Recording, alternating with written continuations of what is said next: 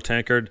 My name's Jerry Gertz of Curling Zone, joined by Scott Zachary, New Scotland Brewery, clothing company, but also Team Murphy is your most recent team. Maybe get an update on that as well. Welcome, Scott. Hey, Jerry. Thanks for having me, man. Great to have you on board here. We've got a fun game.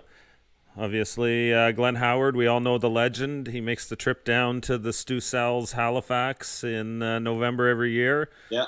Well, not taking this year, on but taking on the young Sam Steep, 2019 Ontario Junior Champion, and has a bit of a feel for the draw game. So looking forward to the matchup here. yeah. Last time I think we played Glenn would have been last year in the Stu Sells Halifax. We lost to them in the final, actually.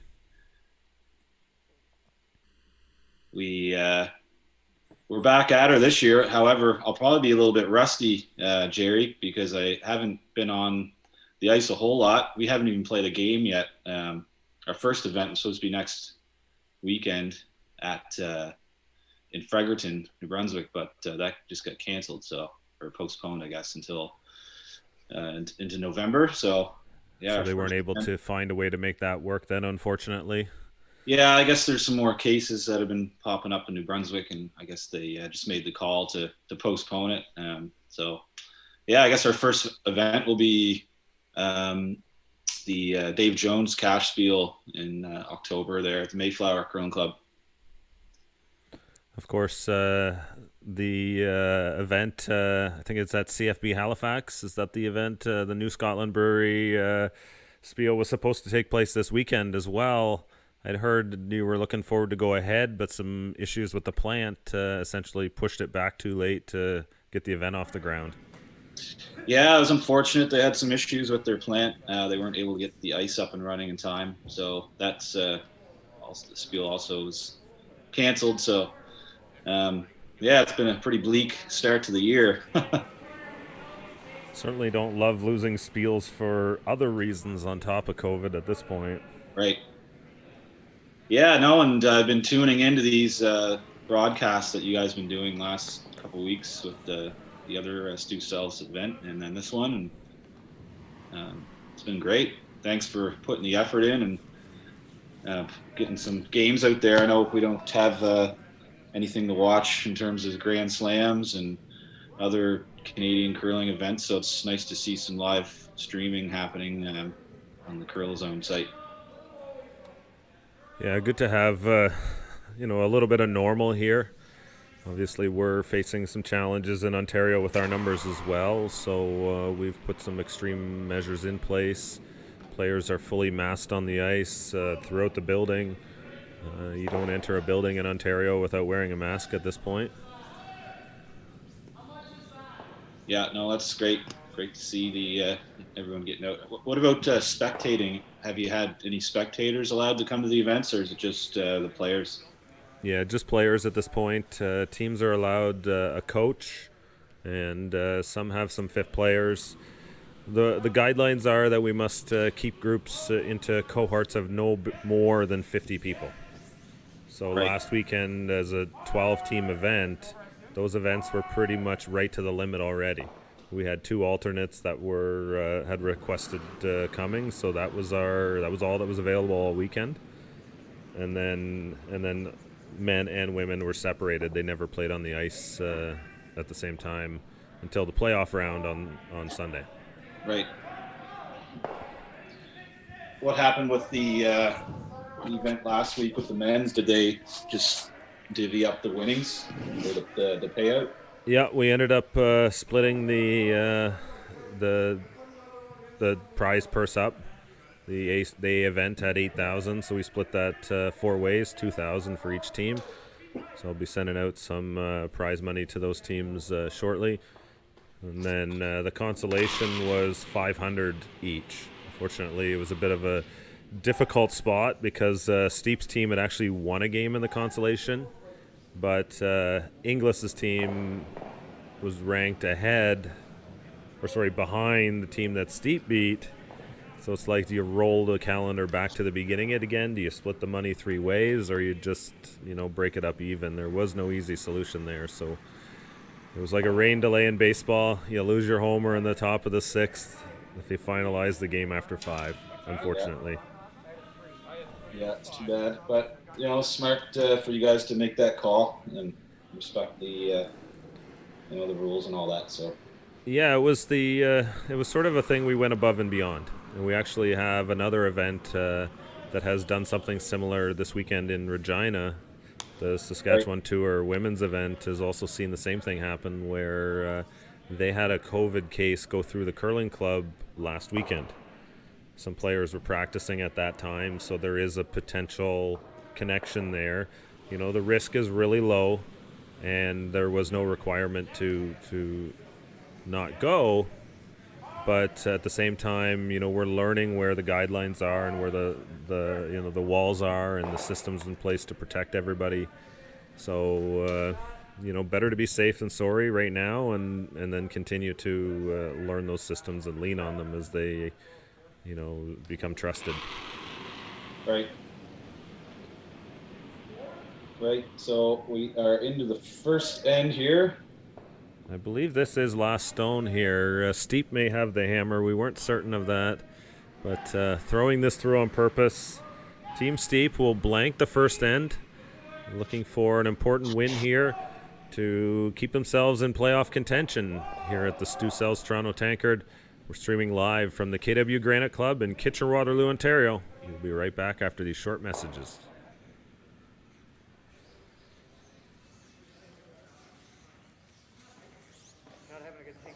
When I sweep with the Gold Line Fiber Light, I feel like I'm sweeping on TV. That's life. More surface area, better results. It's that easy. It's that easy. You need to sweep for weight? You need to sweep with this. Now, every time I curl, people ask me, what are you sweeping with? What are you sweeping with? What are you sweeping with? It's a Gold Line. It's a Gold Line. It's a Gold Line. It's a Gold Line. And it's the choice of champions. Firehouse Subs has so many delicious quality subs. There's something for everyone. But the one that started it all more than 25 years ago was the Hook and Ladder. Piping hot and piled high with freshly sliced smoked turkey breast, honey ham, melted Monterey Jack, and loaded with the freshest toppings on a toasted roll. Try the Hook and Ladder today to find out why everyone keeps coming back again and again. The Hook and Ladder. One bite and you'll be hooked. Visit firehousesubs.ca to order online.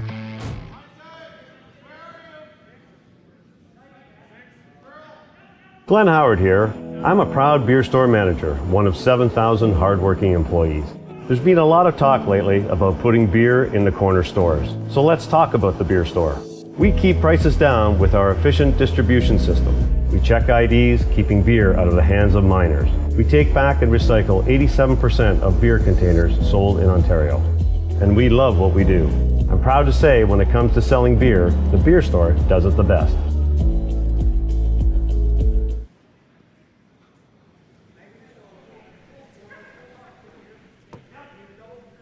Back here in the second end, blank in the first. Team Steep keeps the hammer. Big first end for this young team. Get the nerves out. Start with the hammer is also a bit of a coup against the veteran Howard. Definitely gives you a better chance to win this game here. Nice come around by Tim March. A little more interesting second end, it looks like. Team Steep with their regular third, Adam Vincent, out of the lineup. They've got Doug Thompson at lead, Oliver Campbell at second. Thomas Ryan moves from lead to third stones. Of course, Sam Steep, the skip, throws last stones, playing out of Seaforth, Ontario.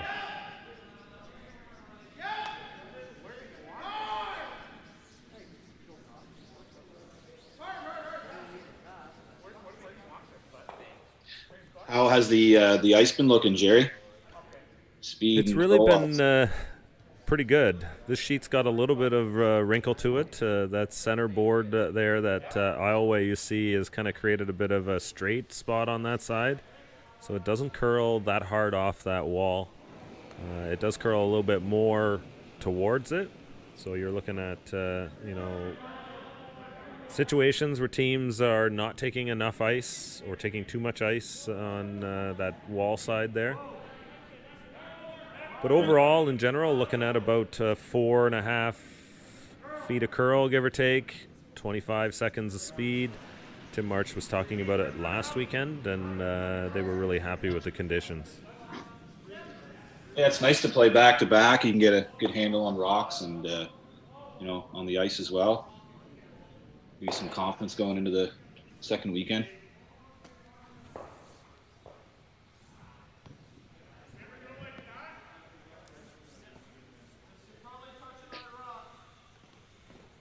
I haven't played against Team Steep. Are they having a pretty busy year based on what they've played in so far? Jerry, do you know much about these guys?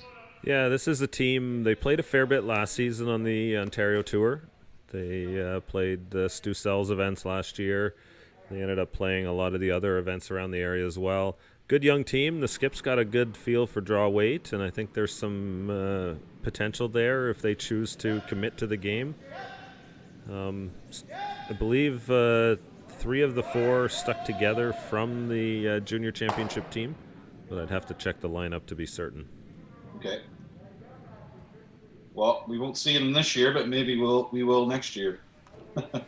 Yeah, I think they're a team to watch for sure. I know I was talking to Sam, and they really have visions of trying to continue climbing the ladder in the game.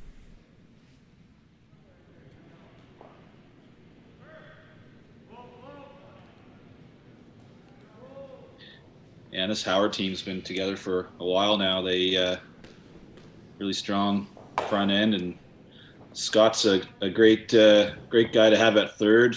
I know he played last year or 2 years ago. He came down to the Spiel.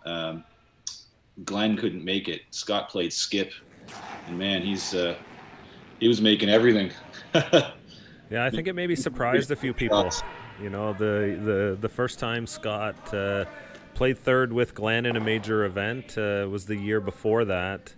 And I think that's where many eyes were opened when they got to the final in Portage at the Canadians Classic there. And, right. A major event on tour. And, Scott really showed his chops.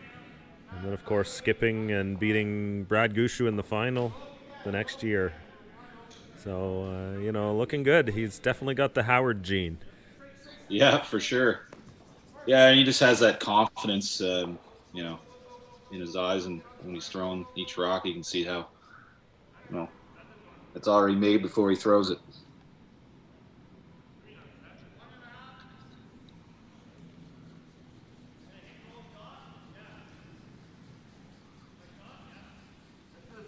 Have you been tuning into the other events out west? I think the Adri, Alberta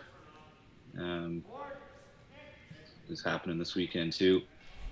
Yeah, Airdrie, Alberta, the McKee Holmes Fall Classic. It's been a lot of fun to see Kevin Cooey put together his own streaming production as well. Yeah.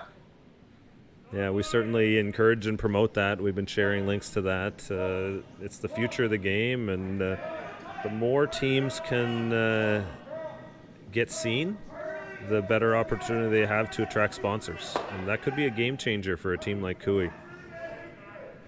Definitely. And they're cruising around in their RV, which is pretty cool too. Yeah, that's a pretty neat Spielmobile. I know we at Curling Zone experimented with a Spielmobile a few years ago, but they seem to have the first class option running there. Yeah. So what's the next event for you guys, Jerry? Yeah, we've got the KW Fall Classic is scheduled for 2 weeks from now, again right here in Kitchener-Waterloo. Right. But been doing some work with Team Dunstone, hoping to get the Saskatchewan Super Series off the ground next weekend.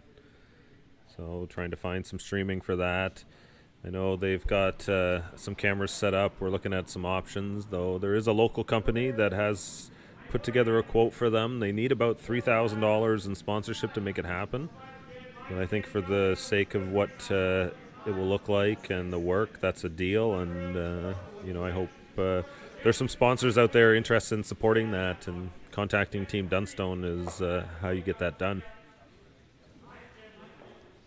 Yeah, I know we'll have ours streamed here in Halifax, the Stu Sells Halifax event, through a local company.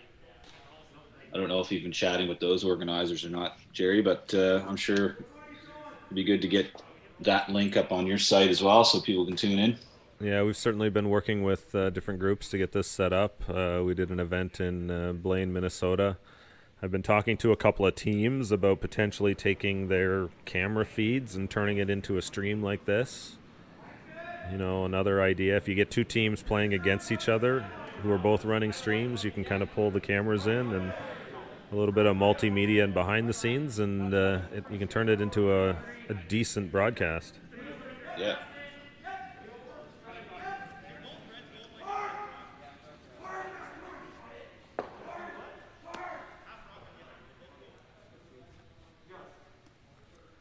So lots of discussion around this end here.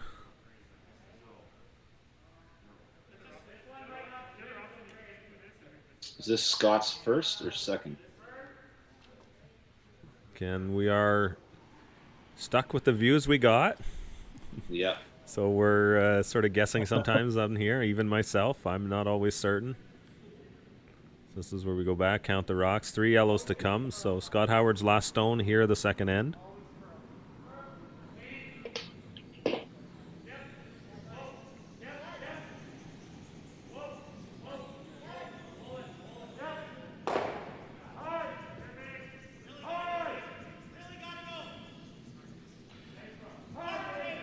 Head down for Dave Marsh. Mathers, sorry. Nicely played.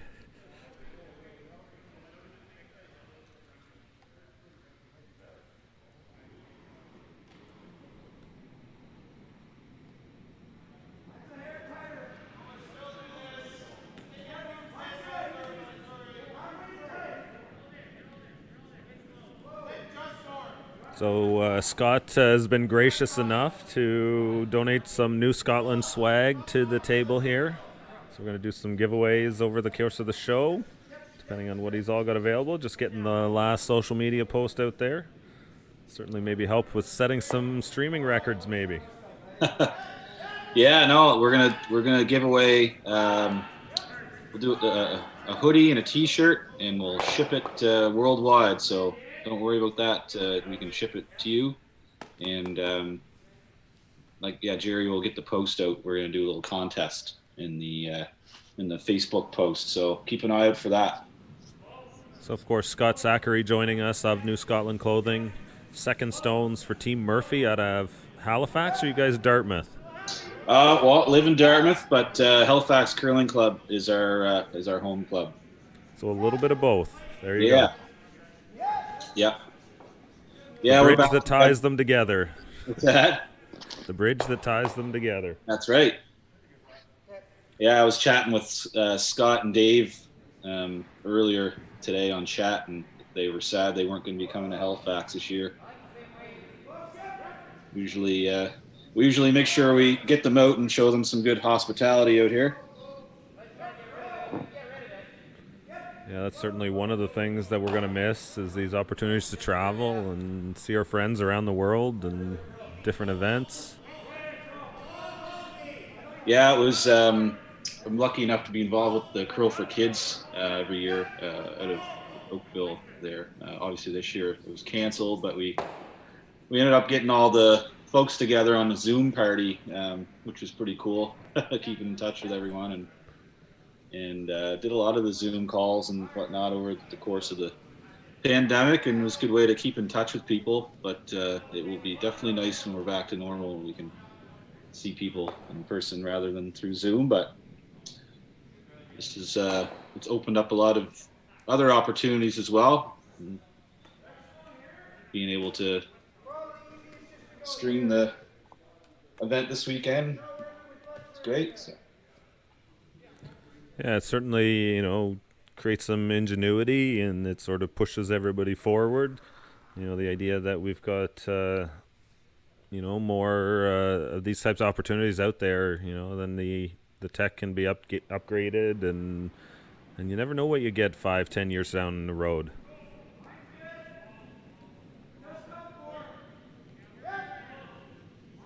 Have you heard the players talking much about points and CTRS and the qualifying process, since points are... Yeah, certainly lots of questions around what do things look like? What are we going to have for a qualifying process? What are we going to have for nationals this year? I'm sure that's something on your mind as well out of Nova Scotia, having been there a few times now. But yeah, there's just so much mystery, right? So much challenge. I know one of our goals was to get back to the pre-trials. We were at the pre-trials last run around, and they changed a little bit. Last time it was a 15-team event, and now it's an 8-team event. But it's still on the card for trying to get there. But this year was the last year to go out and collect points, and it's tough for a lot of those teams that are floating, in the between 10 and 20 on the list, trying to go for a pre-trial spot. So I don't know how they're going to decide. Yeah, it's a real challenging position because, when you're putting together an Olympic process, from the organization perspective, from the team that they want to be sending to the Olympics, that when you run a tournament, you sort of have to be ready to send anybody playing. And so now their challenge is, they want to send a team best prepared to go win a gold medal down the road. But then, of course, you've got your development opportunities, and that's the whole reason for things like the pre-trials and to get some of these teams into the trials. And so you need to figure out how to balance allowing, this is not my voice, but too many teams in while still allowing enough. Right. Where's that line? And this is really tough, especially for teams who are trying to climb the ladder and break in. There's teams that are inside the top 20 that are probably, teams that are outside that top 20 that, expected this year could have had a good year. Yeah. There looks like Steep with 2. Hit to take the early lead here. The Stu Sells Toronto Tankard. Good start for the young side out of Seaforth, Ontario. Let's see what the Wizard of Winter has next in the third end.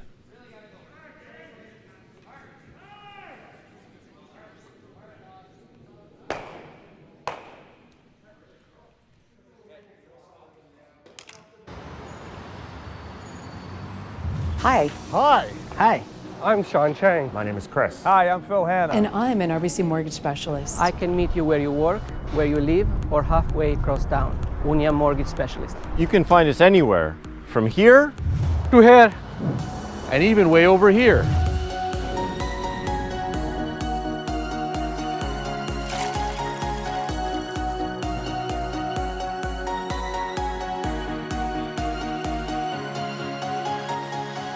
But what is a Mortgage specialist. And what does a mortgage specialist do? What does a mortgage specialist do? What does a mortgage specialist do? Well, to start, we understand our communities. Whether you live in Little Portugal Or run and operate a store in Bloor West Village. We want to understand you. We take the time to get to know each and every one of our clients. Because we all have unique circumstances. And we would love to get to know yours. So, let's meet at your closest branch. Or maybe over a cup of coffee. So we can understand what matters to you. We're here to support you. And we never, Ever. leave our clients behind.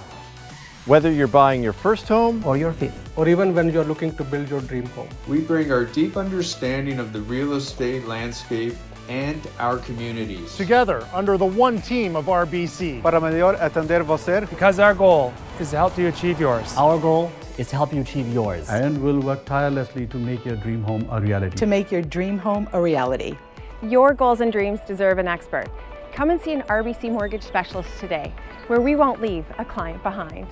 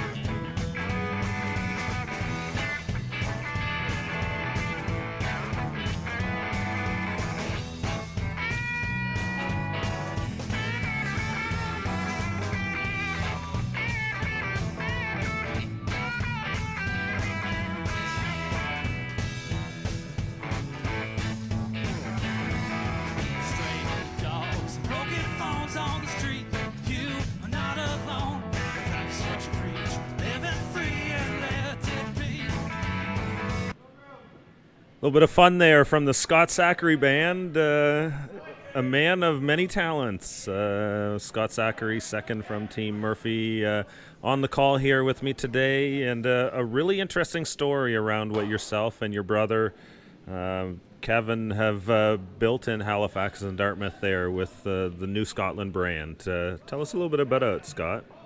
Yeah, thanks for showing our tunes there. That was a few years ago at a show. So yeah, we like to jam, we like to have fun, and we've started the New Scotland brand back in 2014. We were both working full time with our in our careers, and we just had this idea on the side, and it became more of a reality. And to be honest, the curling community really supported us and got us off the ground. All of our curling friends and whatnot started buying our hoodies and things when we started off early on, and started shipping hoodies around to different parts of Canada from other curling friends that I met over the years. And so that was great to get off the ground back in 2014. And then we moved into a brick and mortar location in downtown Dartmouth. And then, we have our online store as well.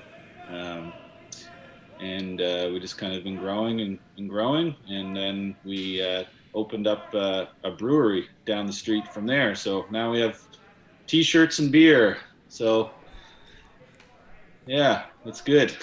Well, you couldn't have timed that a whole lot better with opening a brewery right before a pandemic. Yeah, you know what? It's definitely changed our business, but it didn't really hurt us too bad because people were bored and they wanted their beer. So we set up a delivery service in our van, and we were driving around town delivering beer to people throughout the whole time when the shutdown happened. So that was good. And it's nice to be able to still kind of work through that. We did have to shut down our tap room because we have a 60-person tap room that we have for, you can come by and have some pints and have some food and watch some music. And but that was shut down. And actually, I got good at doing streaming as well, Jerry, because we started streaming all of our musicians and artists that we had booked over the months from our space doing live solo shows. So, and we were setting up, we had donation links for the artist. It was quite amazing, actually. Some of the artists, a lot of them sometimes made more money doing the show with the donation link than they would coming and playing the live show. So it was nice to be able to keep the artists working through it, and then keep people watching our music, and then we could ship the beer out to them prior to the show. So yeah, it was we were still really busy through it, but it was cool to see how things change and how you pivot your business when the times change. So it's definitely a learning experience for all of us. And we just my wife and I, Jerry, had our first child there in April, so that was also interesting, having a baby in the middle of all this stuff. But in a way, it was kind of nice because I had more time to spend at home. So yeah, that's certainly a case for myself too, being able to be home and just to change of pace isn't so bad right now either. I don't mind that. Yeah. So here into the second end. Steep with the lead. Quick jump here. Intro to the team. Hi guys, we're Team Steep. It's great to be here in Waterloo, Ontario for the Stu Sells Toronto Tankard. We're really excited to get back out onto the ice here. I just want to give a shout out to all the hard work of the staff at the KW Granite Club for putting this together. A special shout out to Jerry for kind of putting all the work in behind the scenes, and a big thanks to Stu Sankey from Stu Sells for sponsoring this event. We also want to thank our sponsors here. You can check them out on our social media page at Team Steep Curling on Facebook or Team Steep Curls on Instagram. Thanks everyone, and good curling. Bye now. Good group of young guys there.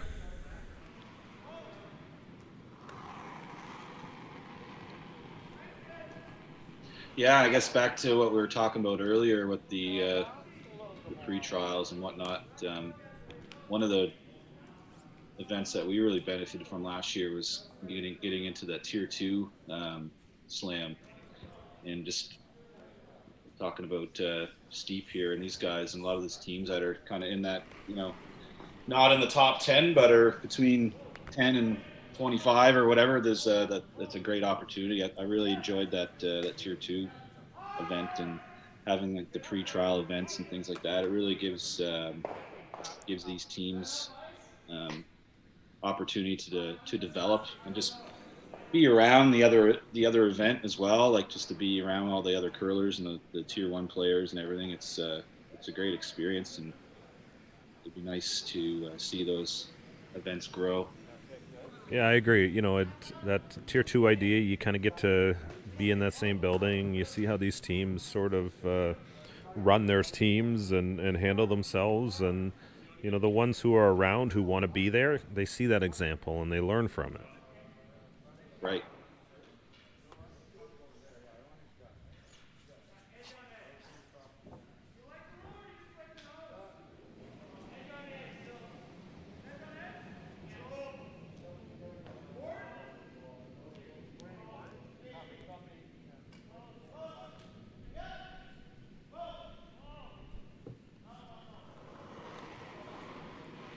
Looking for the hit and stay here. Rolls a little bit too far. Power the opportunity to come around that short one. No, probably not. We'll go over there. Yeah, they're going to go open side here. Say they're go for the blank and then be able to score their deuce in the even end. You know what? I think against a young team like Steep, they're going to be more patient. I bet you if they were playing somebody, like a Gushu or, Jacob, Zepping, they probably go around the corner here.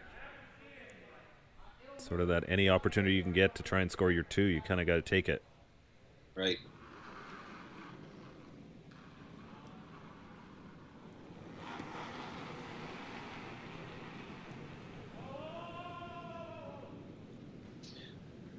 I was chatting with David about their curling schedule this year. He said that KW could be their last one potentially.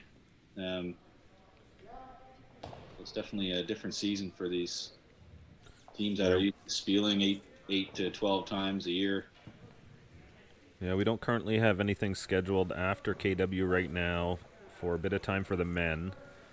The women do have an event in Whitby, and then Katie Cottrell, Sean Cottrell have their event in Wingham currently scheduled as well. Though we'll see what those numbers look like. There's certainly an opportunity to put something else together in KW here down the road too. That has been discussed, and maybe this becomes sort of a hub for the sport. At least the competitive side of it, I mean. Right.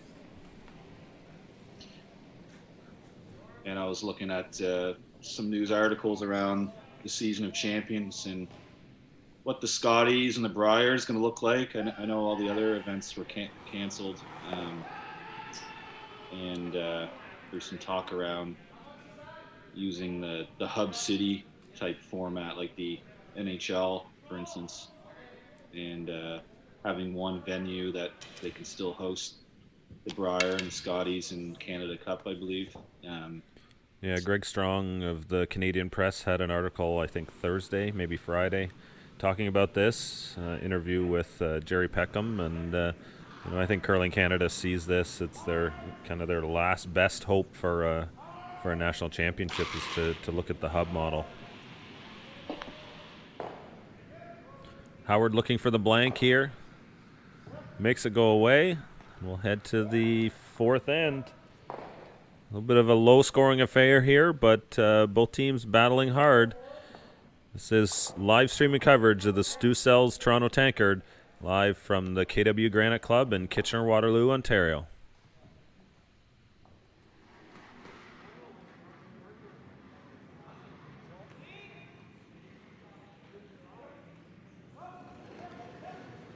Hey guys, we are here at the summit at King and Bathurst, and this condo complex is crazy. Look, it's got an outdoor pool, it's got 2 barbecues, has an indoor pool, full gym, yoga, workout room. This is truly like being at Club Med.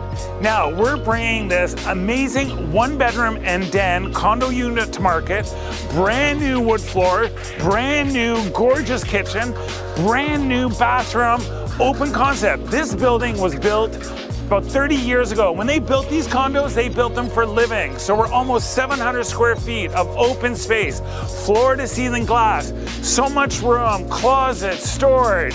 This is an amazing unit. So go to stusells.ca, look at all these pictures, see the video, and then call me, Stu, and come for your personal tour.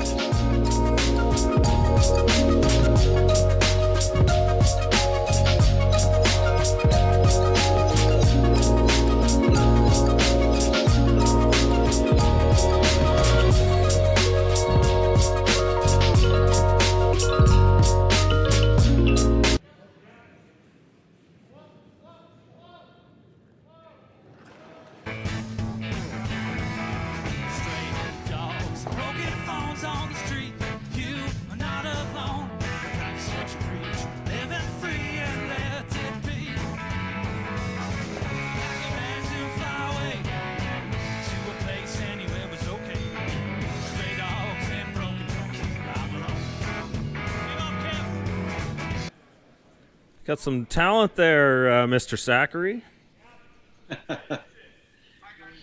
Yeah, I dabble here and there. We just like to get up and have some fun. So, Always great. The party down on the East Coast. Always such a great place to come to. I know teams look forward to playing 1 or 2 spiels a year in the Atlantic region, and I think there's been some growth there with the Stu Sells Halifax. I know Stu investing in that, helping support the cause there. Brent McDougall with the Dave Jones as well, and all the events are sort of upping the notch a little bit. You look at the Spitfire Arms on the women's side, also trying to do something similar. It's been great to see a little bit more of a change there. Yeah, back in the day when I was in juniors, but I remember because I used to go down and watch. Like, we used to have a lot of bigger spiels out this way years ago. Like, the real big ones. Was in her heyday, and yep, Dacey and Fleming and all those guys. And we used to have I think Alexander Keith's Classic, and you'd see a lot of the Western teams come out for it. It was a great purse, and then I think it kind of fell off a little bit there for a few years, but I would say definitely in the last few years with the Stu Sells, Halifax, and the Dave Jones, definitely coming back around.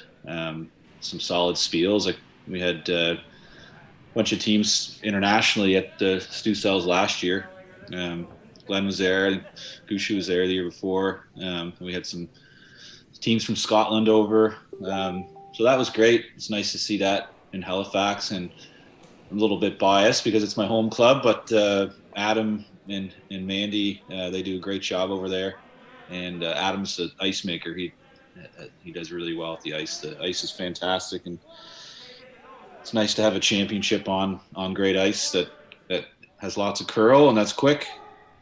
Yeah, I think there's been a number of positive changes around the sport in Atlantic Canada, and it's exciting to see the fruits kind of coming out of that as well. Just an update on the score. We did have that incorrect. It was only a single in the second end there for Steep.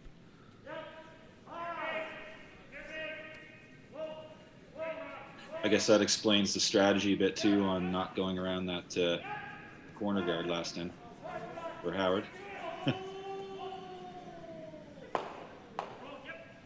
Nice setup here.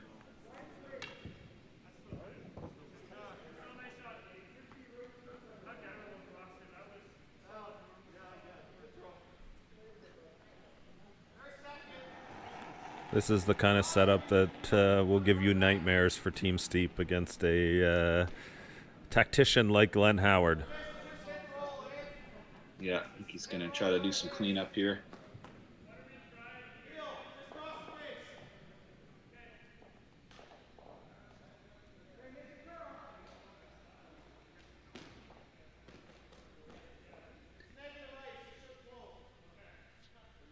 high, hard one.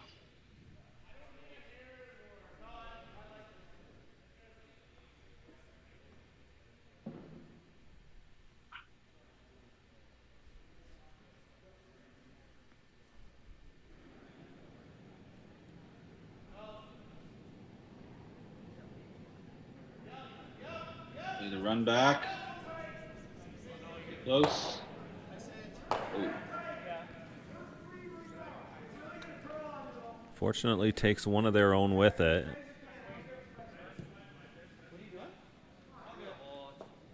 Oliver Campbell made several really nice runbacks in the last game we saw of Team Steep. We had them playing John Epping Saturday morning, I believe it was.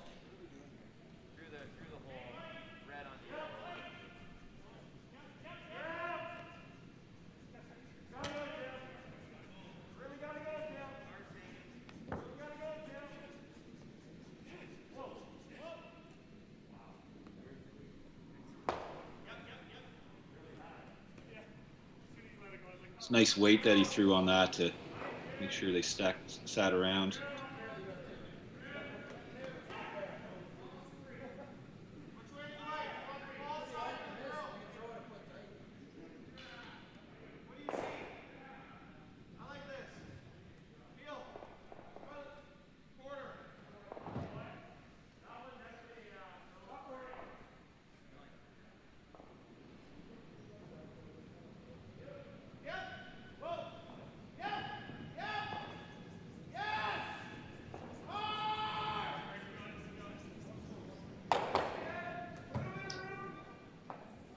Double.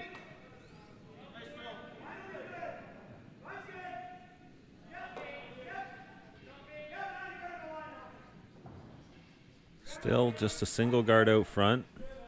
Howard looking at splitting the rings or going under. What do you think? I'd say come around. So you're into it for 3. That's right. Game on here. There is some risk with this, though. Looks like he's going to split the rings out. Yep. Again, a little bit of the opponent, maybe. Could be. I guess that's why I'm second stone, too. I'm not the strategy guy. Just sweep hard and throw them hard. Really nice weight there from David Mathers. Hit and roll this into center.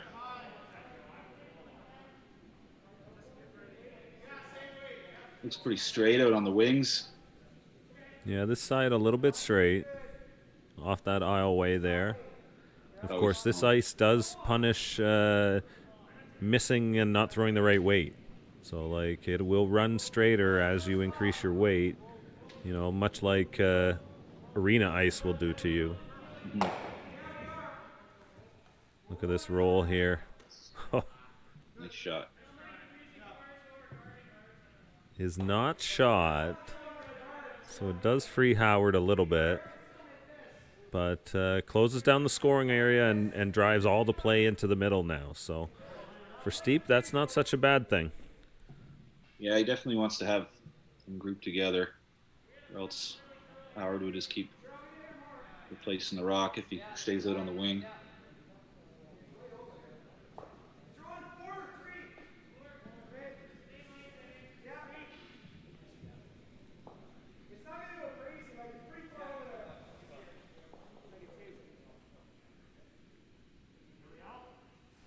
It's going to come.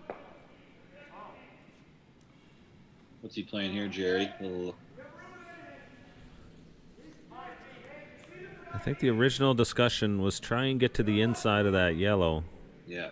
With just a little chap and roll. Back 4 weight, back 8 weight, just create good angles. Seems like that is the call here. Does curl hard off the side here towards that center aisle. but it is slower here as well, so you got to throw it a little harder with that extra distance it's traveling. Has a gem here, it looks like. Nice shot. Yeah. Great sweep by David.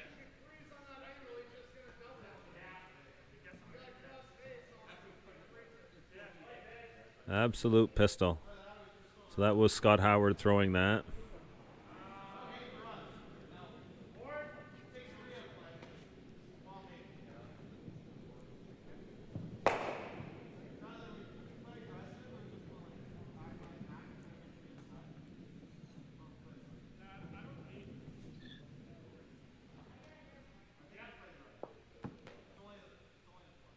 Sitting well for Howard.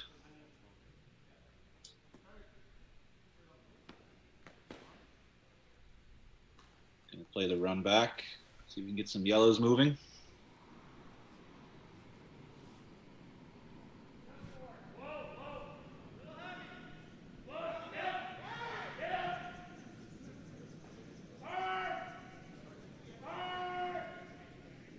Yep, you're sort of resigned to throwing this right now. There really is nothing great even to have a good shot at preventing 3 unless you just try and pick something out of there. Yeah, I think you just gotta put the broom down and make it.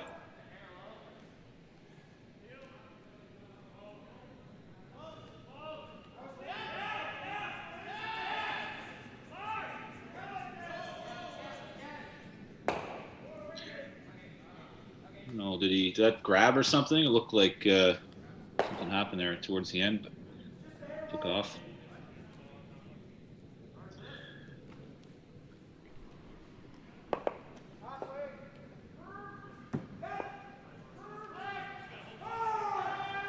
If he replaces tight guard.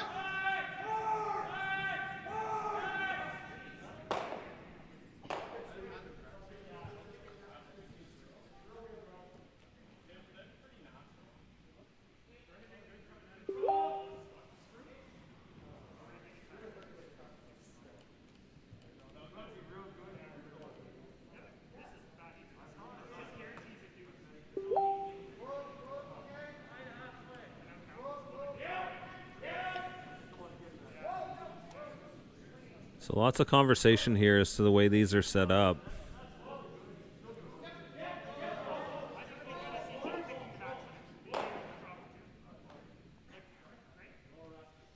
Right now, a fairly standard double. Yeah. Kind of like that tight guard, real tight. I don't know what Steve would play. We'd have to try to get them all going, I guess.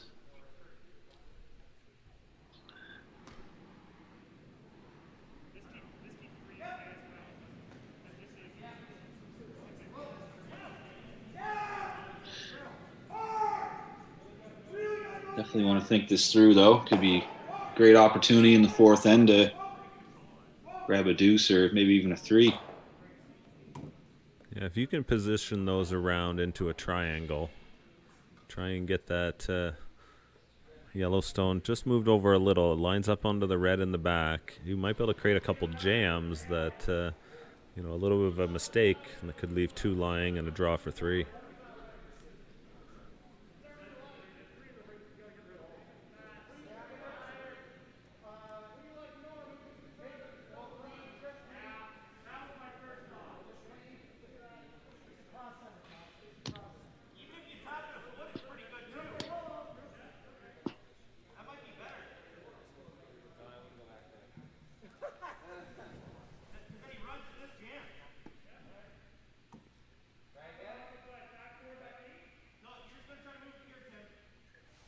Still a little unsure there, but let's be talking about the weight.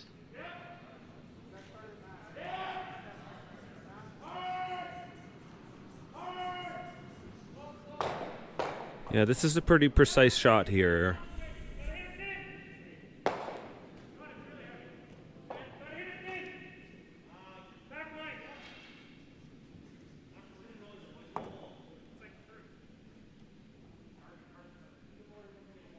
Just a little bit heavy. Yeah.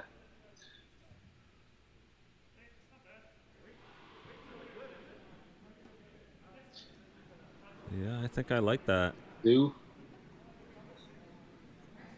Sitting 2, I would think. Yeah. From this angle. Yeah, it looks. Ooh, maybe 3. Maybe 3. Like there aren't any great shots here for steep to try and limit the damage. Oh. Like they might be stuck for giving up 3 here now. Yeah, I'd say that was a good shot by Glenn. You know what? I think the call is they're just going to have to try and make that double on those 2 yellows. You know, get it by the red, and or that double on 2 yellows. Yep. Right. And that's what they done. Give him the deuce. Yep.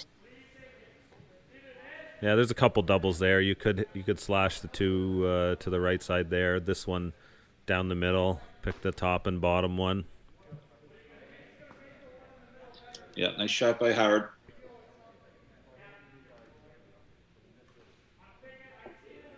Yeah, this is one where you just got to chalk it up and say, well, nice shot, sir.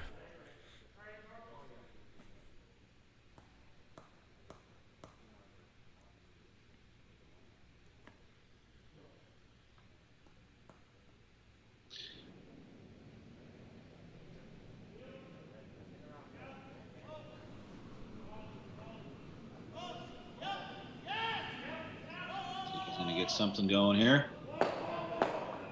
Ooh. Oh boy. Jams it on his own, and that leaves a draw for 4 here for Glenn Howard. Wow. That's hard to do. That's a small That's holder. painful. Painful.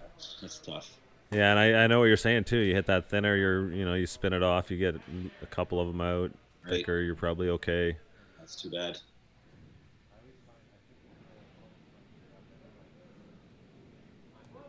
Good weekend, 2 weekends here for the Steep team.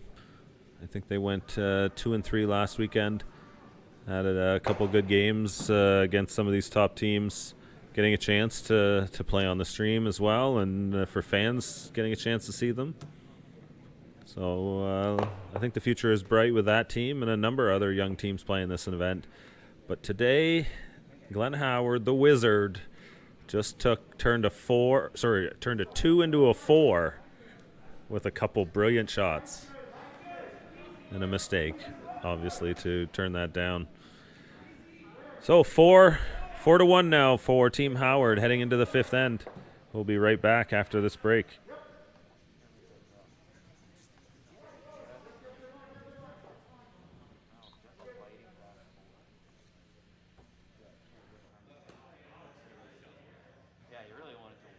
When I sweep with the Gold Line Fiber Light, I feel like I'm sweeping on TV. That's life. More surface area, better results. It's that easy. It's that easy. You need to sweep for weight? You need to sweep with this. Now, every time I curl, people ask me, what are you sweeping with? What are you sweeping with? What are you sweeping with? It's a Gold Line. It's a Gold Line. It's a Gold Line. It's a Gold Line. And it's the choice of champions. Firehouse Subs has so many delicious quality subs. There's something for everyone. But the one that started it all more than 25 years ago was the Hook and Ladder. Piping hot and piled high with freshly sliced smoked turkey breast, honey ham, melted Monterey Jack, and loaded with the freshest toppings on a toasted roll. Try the Hook and Ladder today to find out why everyone keeps coming back again and again. The Hook and Ladder. One bite and you'll be hooked. Visit firehousesubs.ca to order online. Glenn Howard here. I'm a proud beer store manager, one of 7,000 hardworking employees. There's been a lot of talk lately about putting beer in the corner stores. So let's talk about the beer store. We keep prices down with our efficient distribution system. We check IDs, keeping beer out of the hands of minors. We take back and recycle 87% of beer containers sold in Ontario. And we love what we do. I'm proud to say when it comes to selling beer, the beer store does it the best.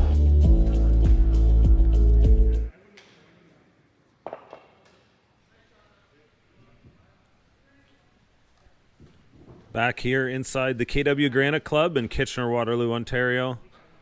My name's Jerry Gertz of Curling Zone, joined by Scott Zachary, New Scotland Clothing Company, New Scotland Brewery, Second Stone for Team Murphy out of Halifax, Nova Scotia.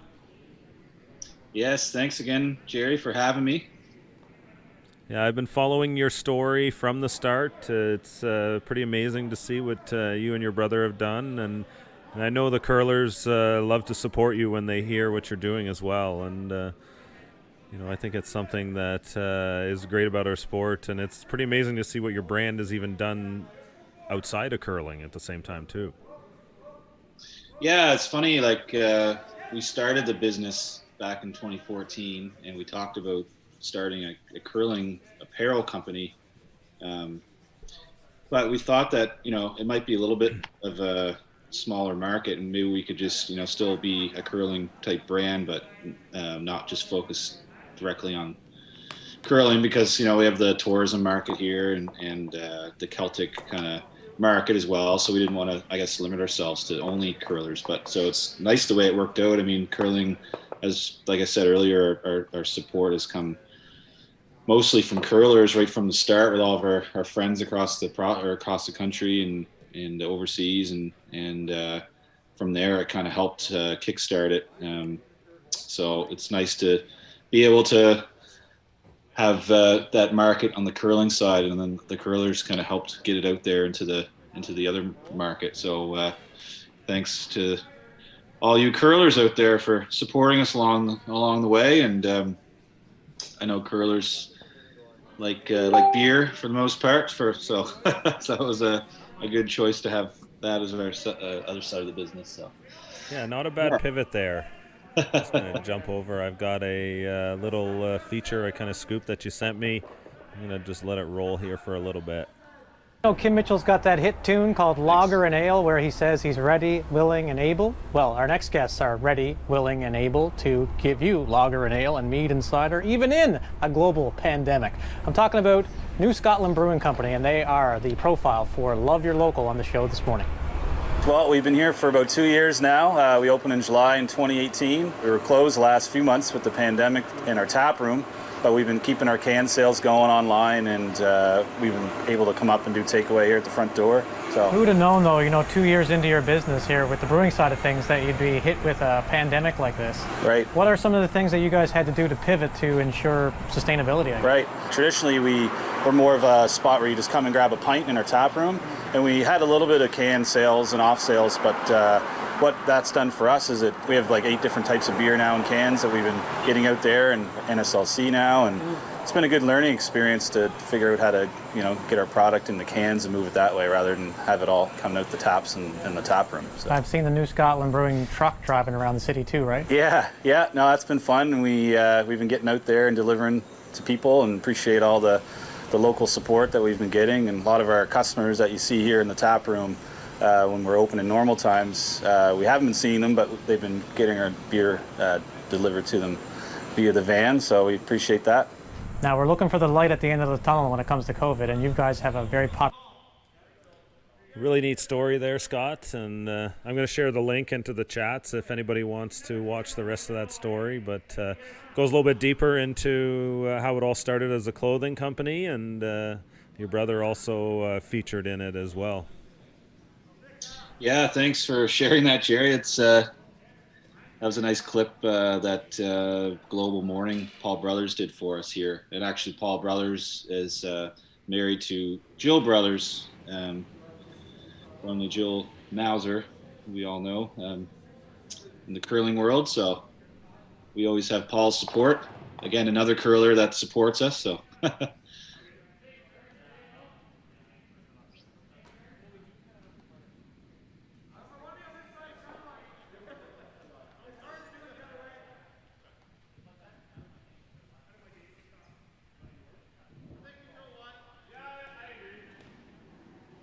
So for anybody watching, we are going to have some swag giveaways here.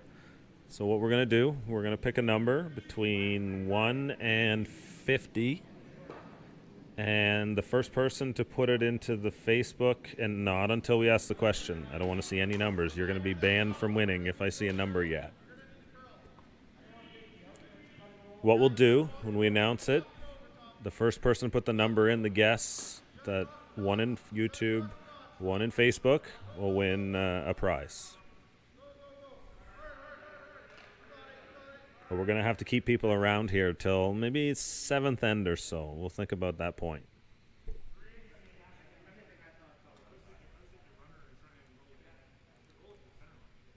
Yeah, and like I said, anyone can join. We'll ship it to you for free. So hop on there, and once Jerry posts that, and we'll get it out to you. We'll get the stuff out to you, no charge. I might even throw in a couple beers as well.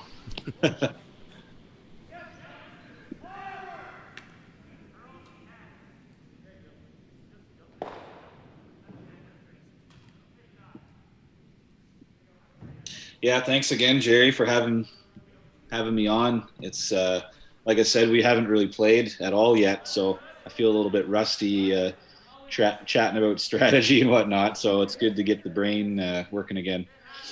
Yeah, it's certainly been a challenging time. I know, most of these teams would have had a number of practices under their belts before even getting into competition, and that's definitely not happening right now. There's been a bit of practice ice available, but we're not seeing a lot of clubs open yet either. Right.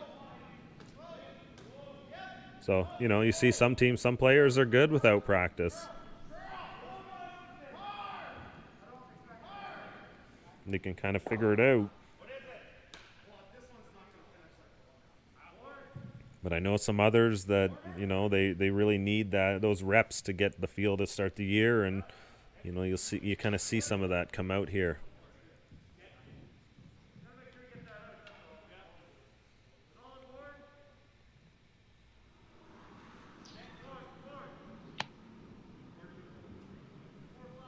Yeah, it's interesting to see the different face mask options out there now. Looks like the Howard guys have the ones around the neck that you just pull up. I haven't, we don't have to wear them here in Halifax while we're on the ice. So I haven't had any opportunities to try. I couldn't imagine sweeping with the mask on is very, very much fun, but I guess it's what we have to do. Yeah, it's something the players are getting used to. We have pushed it beyond the local regulations. The local health guidelines, I believe, for gymnasiums indoors, which is likely going to change soon, is mask-free. It wouldn't surprise me if that changes. But the curling club has gone to a balanced approach, and what their goal was, you can lower your mask for throwing and sweeping. So that's the guidelines the club will use with their members. It's a smaller group. It's not a group from around the world kind of thing, or around the province even. But for this event, we did go to a full mask mandate last Saturday morning, after the government of Ontario tightened restrictions again. So, just trying to keep the level of safety to the utmost we can, while still safely getting games in. Right. That's all we can try and do out here at this case. Yep. I think some of it was an experiment. We're running games out here for the first time, and so we heard the feedback from the players. Some of the things people said was just, the safety and comfort in certain situations were challenging at times, and we worked on adjusting the rules and guidelines to fit that as needed as well. Have you heard much internationally, Jerry? Europe and Asia and even the States? Yeah, we're seeing a fair bit of curling in Europe right now. The Swiss have had some events going since the middle of August. The numbers are going back up again there. They did add some more restrictions, probably early September there, which limited Scotland and Norway from traveling. There's also a few other sort of borders where there's quarantines involved there as well. So Right. They're certainly navigating around some challenges at the same time too.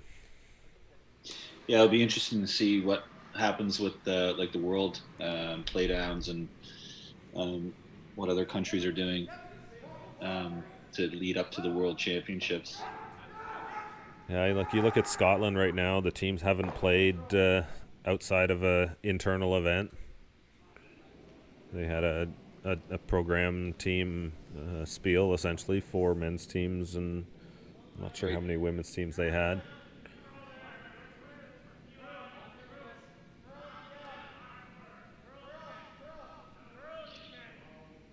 Yeah, we were lucky to get the Scotties and the Briar in 2020. It was just starting to kind of take off towards the end of the Briar there. I think mid-March is when everything shut down. I think we were pretty lucky with the Briar. That that was a situation where it could have been a fairly significant spreading event had somebody shown up with it. It was by Friday following the Briar final that the world had closed down. Yeah, it was a fun Briar. Kingston did a great job. Awesome city. Yeah, really good setup at the Briar there. They had the patch in a big giant tent across the street from the arena, so it wasn't far to get back and forth. No. Yeah, there's lots of great restaurants and hospitality downtown there, and yeah, it was a lot of fun. The hotel's close, and great Briar. That was the last big party I was probably at. That was mine. Yeah.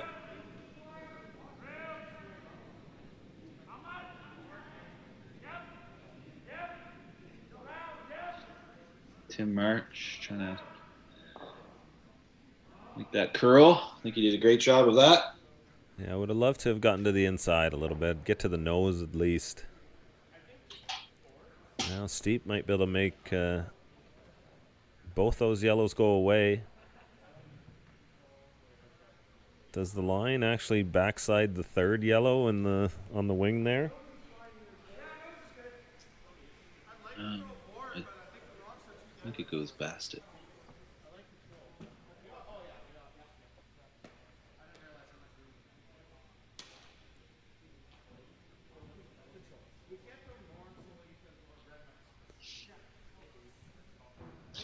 Last rock here for Steep.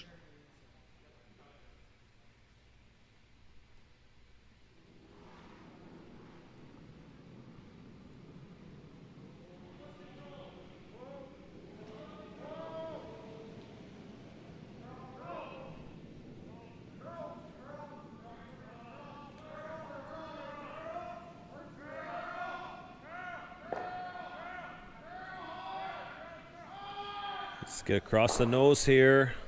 Nice shot. There it is. Really nicely played shot there by the young skip. So that'll put 2 on the board. That'll make it 4-3 now for Glenn Howard. Heading to the 6th end. We'll be right back after this quick messages.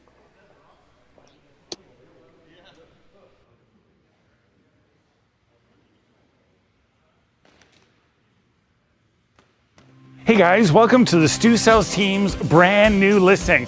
And I am so pumped to bring 113th Street to market. This is a super cool house.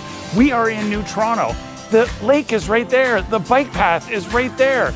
Do you know what? I've always said in real estate, this area of Lakeshore, New Toronto, is going to be the next beaches of Toronto. You can see the development. And voila, we have this great raised bungalow. The ceilings in the basement are 8 feet tall, and you have a 1-bedroom apartment in the basement for extra income. And you know what? My client has done all the hard work. She's taken out the walls. She's put in the structural support beam. So everything's there to put a 2nd story on, or you know what? Just come to this beautiful country-like setting backyard and just chill. The home has a lot of upgrades.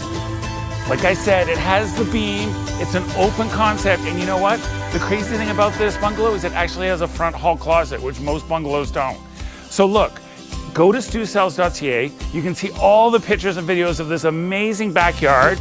You can take a tour of the area and call me Stu and come have a showing.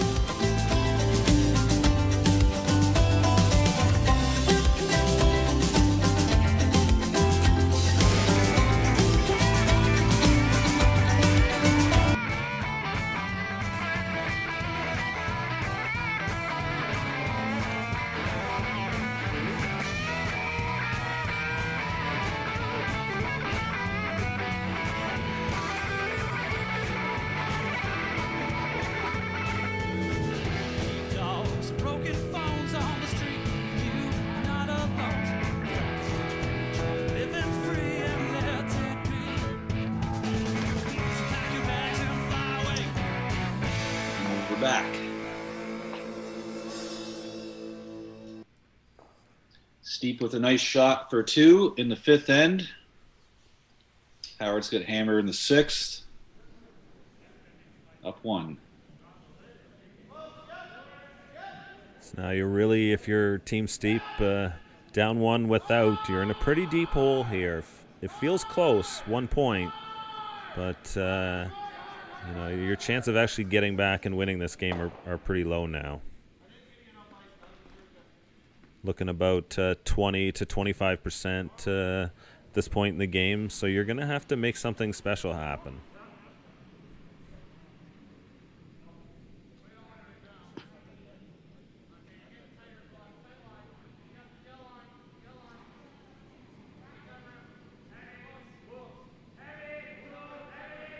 Tim March throwing lead stones for Team Howard.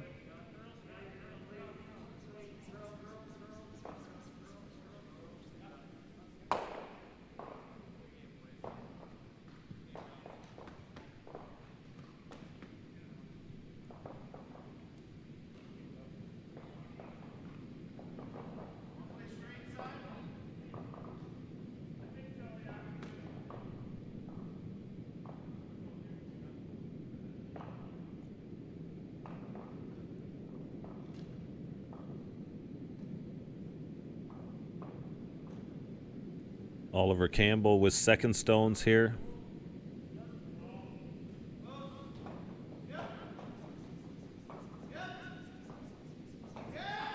Campbell has played all 3 events. Joined up with Mackenzie Kiemel in the mixed doubles event. Then Steep has been in these last 2 events here. The Stu Sells Oakville Tankard last weekend. And of course the Toronto Tankard edition here this weekend.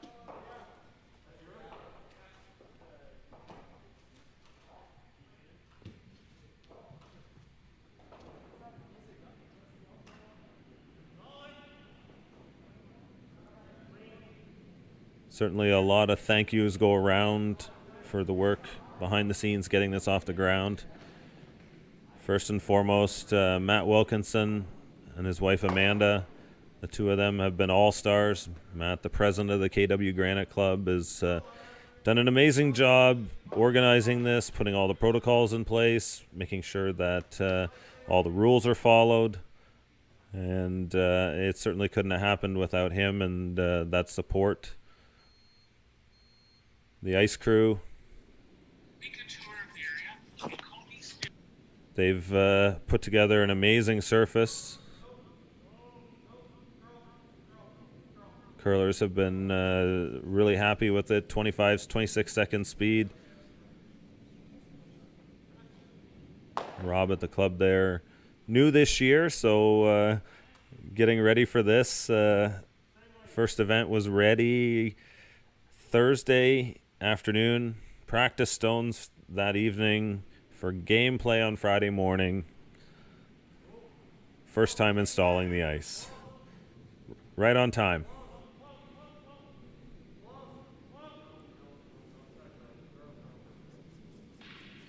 Also want to take the time to say happy Thanksgiving to everyone. Yes. I hope everyone's enjoying their Thanksgiving turkey.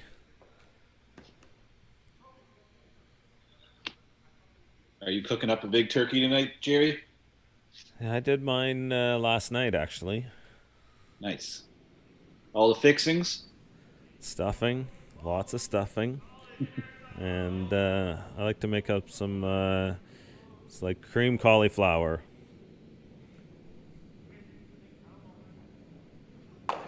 Nice. I have to wait till tomorrow, but just makes it even better. That's right. Pretty basic end here, trading rocks. Howard looking for the blank at this point, unless he can get something going under that center guard, but probably keep it pretty simple. Don't want to risk being forced. Yeah, this was a situation where, Okay, it gives the opportunity for Steep to come around now. Yep. You wanted to stay there to not give them this opportunity. Right. Now that guard is pretty high, so I'd expect Howard to be able to dig out anything he sees in there, though it does add to the degree of difficulty a little bit.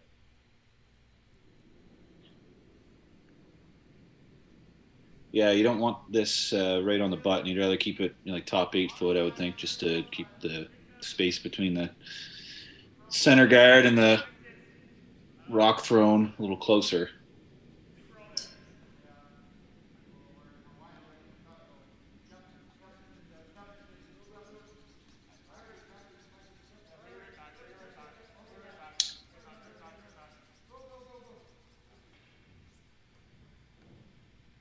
Howard shouldn't have an issue with that. It's far back enough with just through their weight, just through the ring's weight. Yeah, looks like we're last game out on the ice now. Last game of the round robin. So John Epping, 4-1 into the clubhouse. Glenn Howard, 4-0 right now. The win in the round robin does give Glenn the #1 seed. So that is decided at the top already for Howard. But at the bottom, Jason Cam, winners over Rylan Hartley, gets Cam to 3-2. Sam Steep is currently 2-2, needs to win to get into that playoff. If there's a tie for the third playoff spot, all 4 teams make the playoffs. What's the future game tonight, Jerry? Sorry, just a second. The third is clear. Another draw after this one? Yeah, we got one more at 8:30. Anyway, so yeah, if the third is clear, then it's 3 teams in, a semi and a final. Yeah, we got coming up tonight another women's round robin game, and that is Lauren Mann taking on Emily Duchesne. Duchesne. I'm having a mental block with trying to say that name properly, so I apologize to Team Duchesne. But yeah, they were absolutely brilliant on Friday evening, defeating Jennifer Jones in the opening draw. Great sweep there.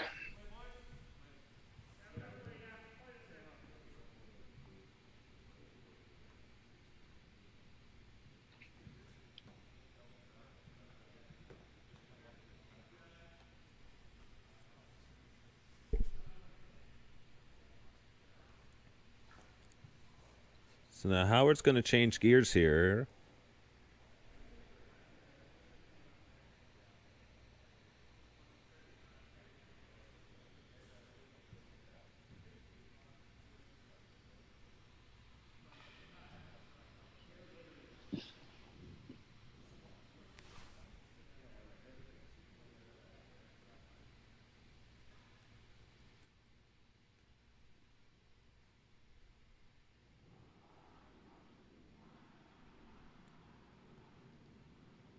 With 2 stones to come, Howard's going to draw around that center guard and the rock in the top of the house. Try and set up a 2 here. Glenn Howard with the come around.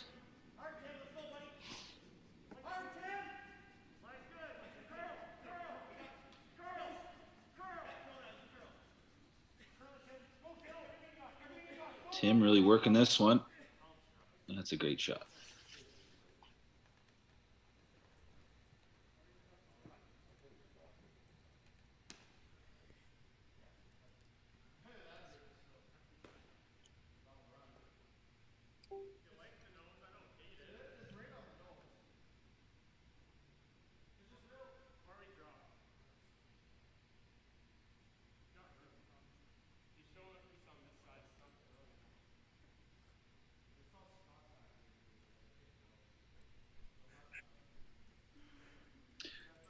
Sorry, Jerry. I think I had.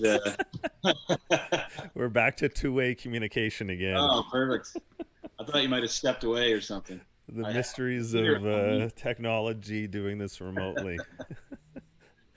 Oh, man. There, we had a couple of good lines there where we definitely stepped on each other. I was like, I thought you left me hanging. You know what? Even the politicians couldn't figure out mute. Yeah, that's right. So yeah, here into the sixth end, Team Howard uses those center rocks to sort of, change gears and go for it now. Yeah, it was a great come around by Howard. Tim March really working that one in there, while Dave just sat back and watched.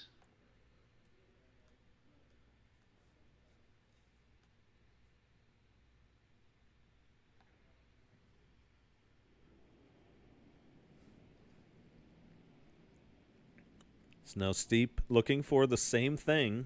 He's going to use the whole stack. Try and put his rock back of the 4-foot, fully buried.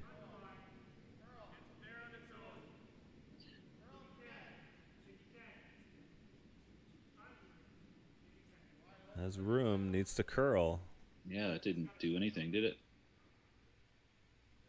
It's great weight. Yep. Yeah, that was absolutely perfect weight. Just needed a little bit more swing. Would have come off a little bit. Maybe a foot less weight, but yeah, just didn't finish at the end.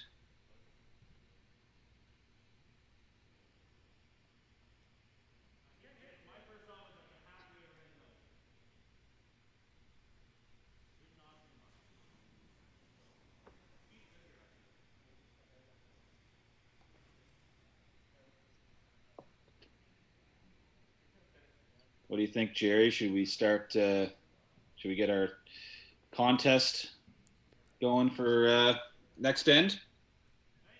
Yeah, I think so. Announce the winner next end. Okay, so yeah, to everybody in the chat, everybody watching, pick a number, 1 and 50.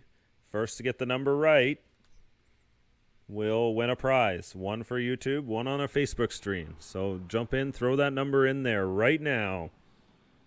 1 in 50. Scott's got the number picked out. It is a special number to him. So if you know Scott well enough, you might be able to sneak in a little prize from him. Yeah. And we'll announce the winner and have you contact us through the sites. The hit for 2. Glenn Howard now goes up 6-3 after 6 ends here at the Stu Sells Toronto Tankard. We'll be right back after this quick break.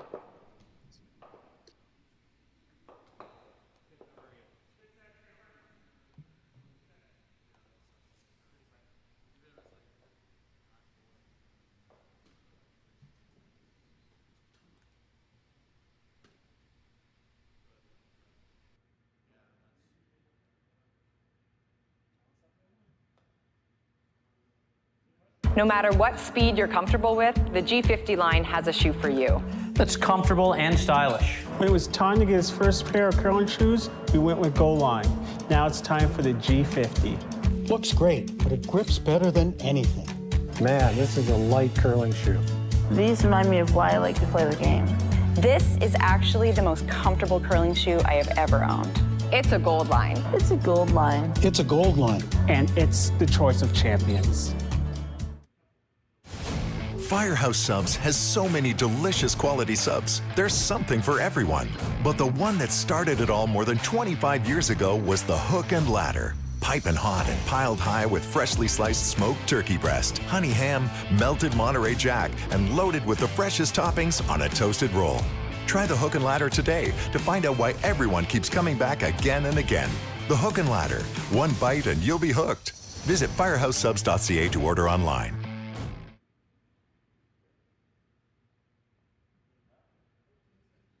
Glenn Howard here. I'm a proud beer store manager, one of 7,000 hardworking employees. There's been a lot of talk lately about putting beer in the corner stores. So let's talk about the beer store. We keep prices down with our efficient distribution system. We check IDs, keeping beer out of the hands of minors. We take back and recycle 87% of beer containers sold in Ontario. And we love what we do. I'm proud to say when it comes to selling beer, the beer store does it the best.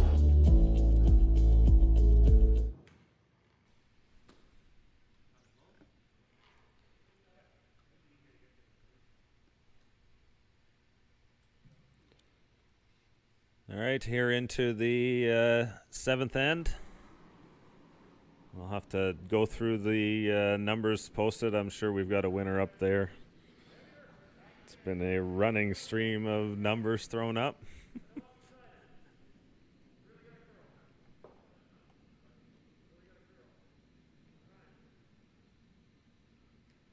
The number was 26.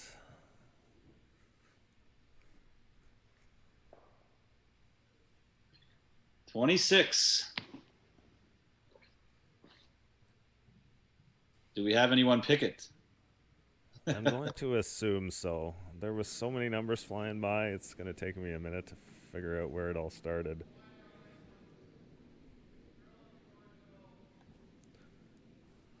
So while we do that, we'll continue into the game here.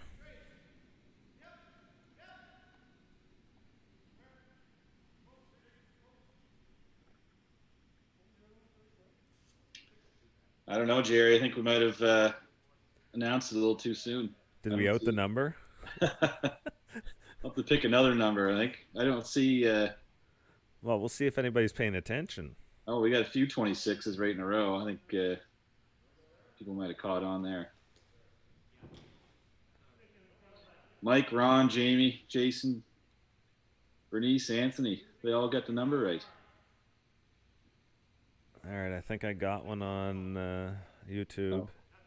Michael Levesque just said Will Henry had 26. So let's scroll back here to see Will. I've got Aiden Chow on YouTube. Okay, I'll look on Facebook.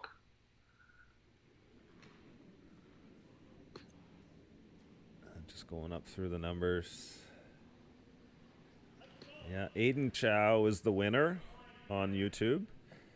If Aiden would send a message through YouTube to Curling Zone with contact information, and we will get you put together, and Scott will ship out the prize. Yep. Once you have that, let me know, Jerry, and I'll connect. And of course, Facebook, you were working on that one. Yeah, I'm a little slow here. It's a nice, comfortable Sunday afternoon on the Thanksgiving weekend. Yeah, thanks again, Jerry, for having me on and getting me back into the curling mode. Yeah, we're going to drag everyone back in, kicking and screaming.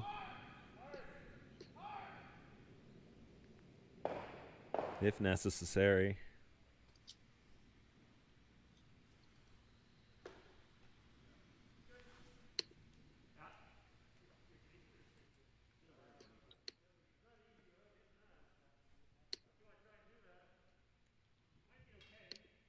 Howard with 2 in the rings right now.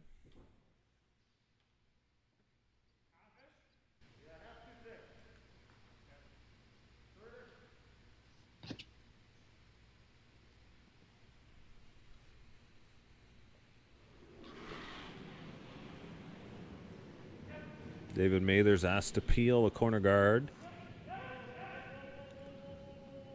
Really nice setup here for Howard. He's got 2 shot stones underneath the tight center, just off the center line. I just played it, Sam. I don't mind doing the same thing. What do you think here, Scott?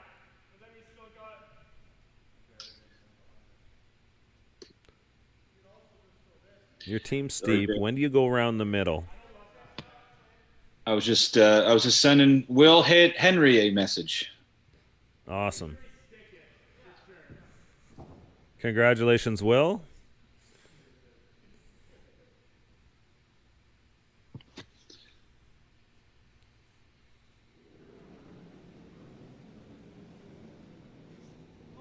All right, back to the game here, Jerry. Yep, so Team Howard, 2 under the center guard. It's a little off the center. A little staggered top of house. There it is. Steep with the run back on those two. Interesting call. I think the concern there was the way those two Howard stones were locked. It was actually making it hard for Steep to hide something around there.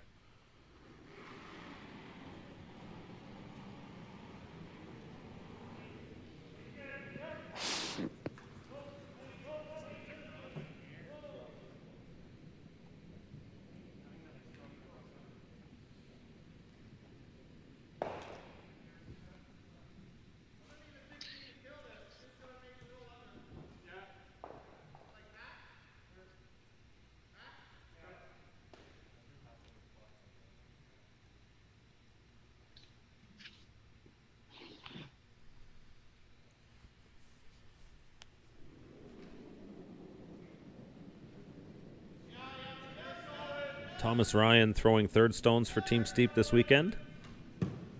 Thomas normally the lead. Adam Vincent third on the team. Adam played last weekend.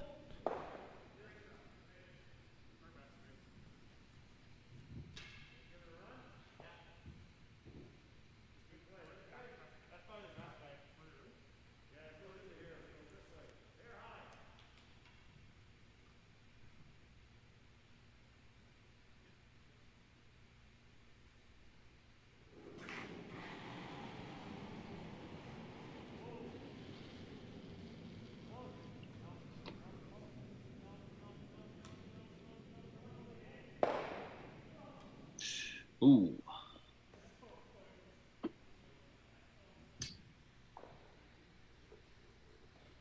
See if Steep can continue manufacturing this. Really needs to get a deuce this end to go into the 8th end. Down 1.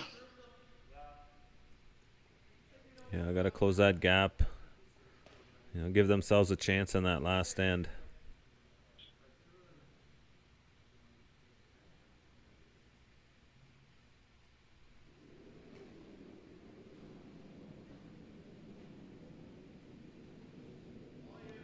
Yeah, and just thanks again to all the sponsors that, especially Stu Sells. Everyone knows Stu in the curling world, and he does a lot for the curlers. So thanks again, Stu. He also sponsors our Halifax Spiel as well. You managed to drag him down into the East Coast as well. Yeah. I know he's got an interest down there. He's gotten to know Colleen and her team well and made some good friends there. So I know that opportunity is really special for Stu, too. Yeah, and I know he had a connection to Nova Scotia. I think he had, or he did have a cottage down this way that he would travel to. And I know he used to have the curlers use it. Really nice cottage on the ocean in Pictou County area.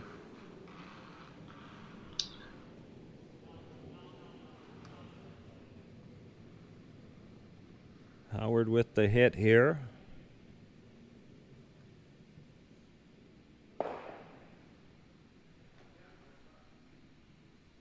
The house nicely split.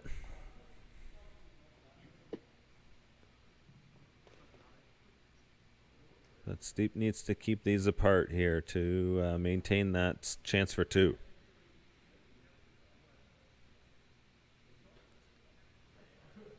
Sometimes these can get a little nervy too, can't they? Yeah, I think it's all about the weight. You don't want to overthrow these. Just a nice, good board, control weight.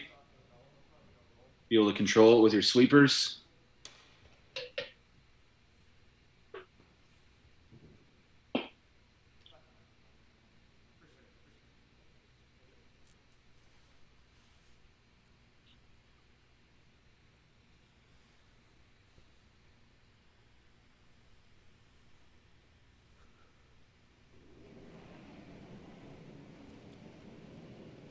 Guess you just want to roll a little bit, about a rock or two.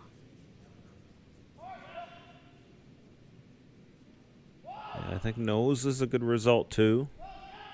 Just keep stacking it higher. Oh, sit. Oh, there it is. Uh-oh. Half a rock too far. Yeah. Just. Yeah, they did need to roll there. That nose hit would have left it an easier double. Right. It's a little tricky here as well.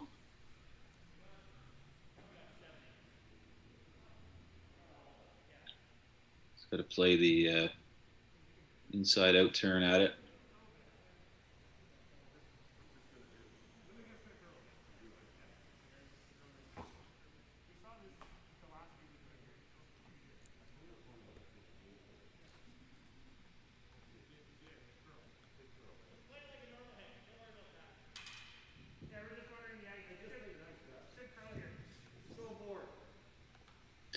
Steeple have to play some sort of double, thin double, if he, if it's even there. I guess we'll find out. Yeah, with where this one will be, yeah, I'm not sure Steep's gonna have a shot if Glenn makes something halfway decent.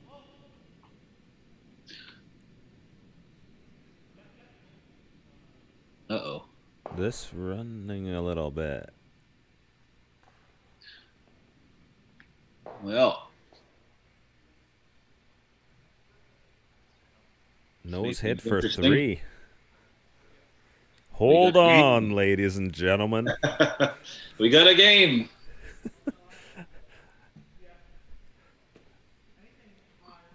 Wow.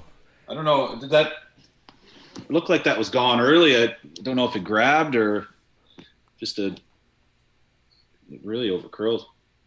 Yeah. Different new spot in the ice, maybe. They probably haven't thrown too many that way on that turn. Have not seen many teams throw the inside out turn that far towards the boards there yet. That's not a shot I've seen called much.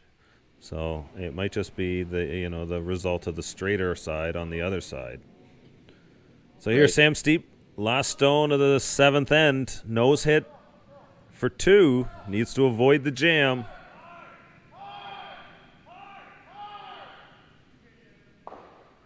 Oh, just rolls out of play. Steep will get his too. We'll head to the 8th end. Glenn Howard with a 6-5 lead over Sam Steep. This is the Stu Sells Toronto Tankard, streaming live from the Kitchener-Waterloo Granite Club, Kitchener-Waterloo, Ontario. We'll be right back.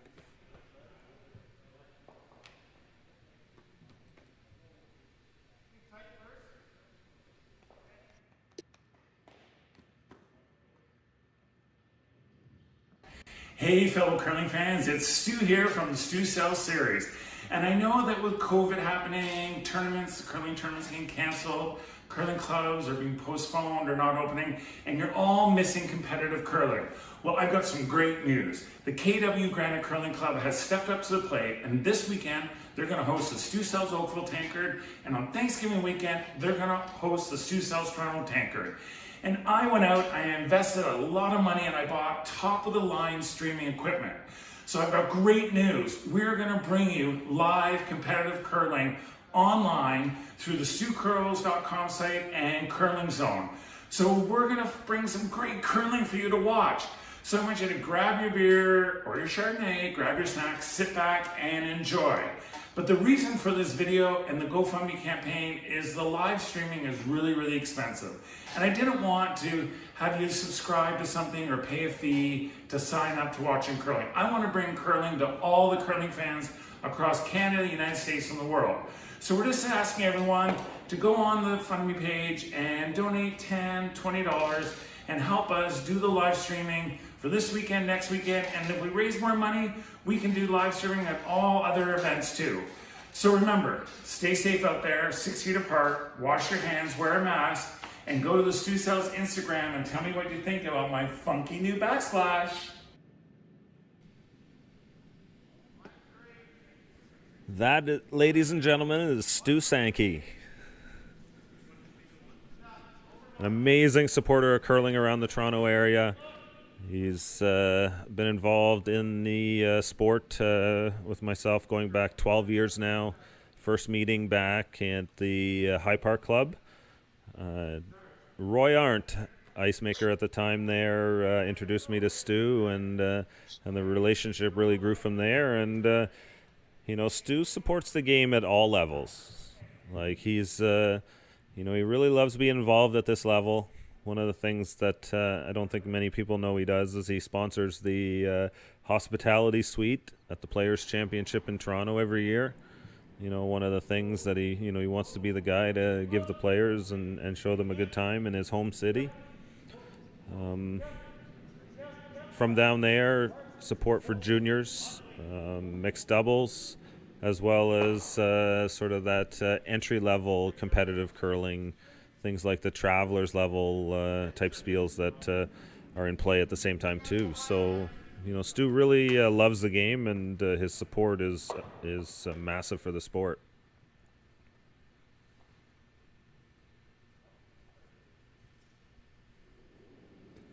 So first guard slips into the rings, unfortunately for Team Steep. Nice tick shot by Tim. Perfectly executed. Yeah, unfortunately, this is sort of back to the old three-rock rule days. When you miss one of them, you only get one. That's safe up there. It's going to be hard to hide anywhere here. Mm-hmm.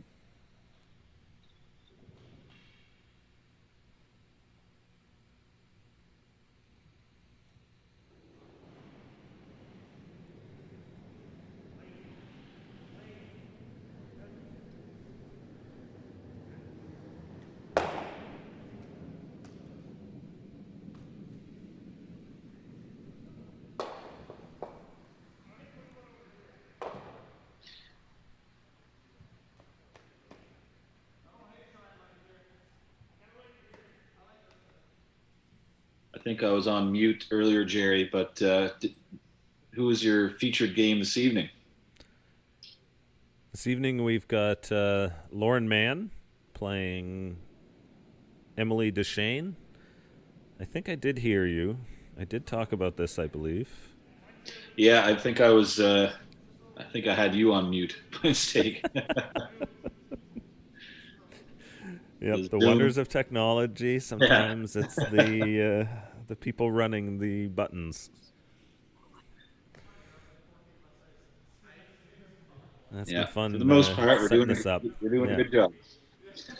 Yeah, it's being able to bring people in from anywhere in the world. Getting yourself out here and hearing from a familiar voice and hearing your plans for the season and how things are going, and just great to reconnect again. Yeah, no, for sure.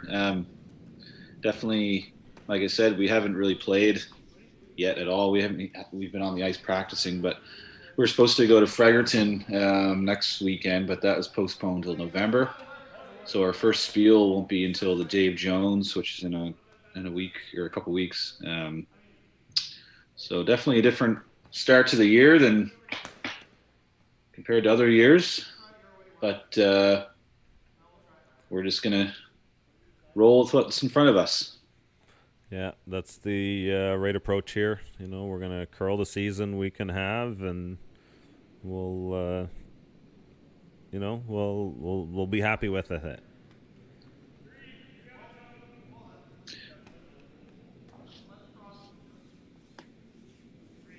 What's the discussion around, like for instance in Ontario, I know their playdowns would start a lot earlier than ours would. Like our tankard is, well, we have a tankard qualifier in December, but then our tankard is in late January. But I know in Ontario you would start earlier.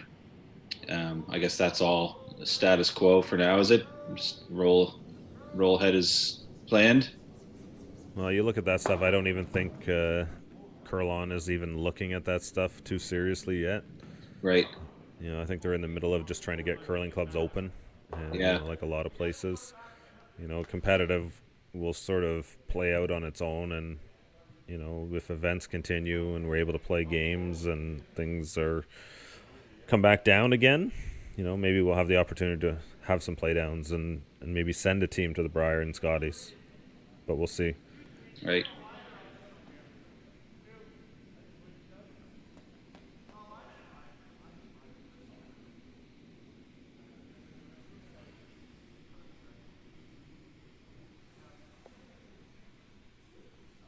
And in Nova Scotia, we made the decision to just everyone goes into the qualifier this year. We had in the past years the top two CTRS points from that year would get a bye right to the Tankard and then not have to play in the qualifier. But since points are on hold and everyone will be in the qualifier this year. Yeah, I think it makes sense in a year like this with, you know, no real sync in the events and no points. And, you know, I think the teams will all be looking for the opportunity to actually play in the qualifier. Yeah, it's true. I mean, just trying to get games at this point.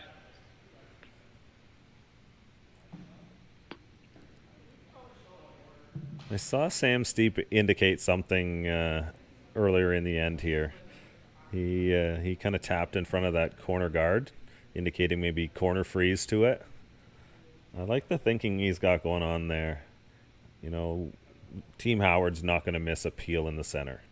Like, you're pretty much, you know, if you throw it there, they're going to make it go away. It would be really rare to get that kind of a miss at this level. Right. But you remember that shot Ryan Fry made at the Briar in, what was that, 2015 maybe? The two rocks frozen, hit it, rolled it in, and the shooter to the center guard. I do. So, you know, if you're hooped in the middle already, why not go for it? Yeah, just throw it in the corner. You almost dare the opponents to try and make a double peel over there. You might even get them to make it for you. Looks like he has pretty much all of this one.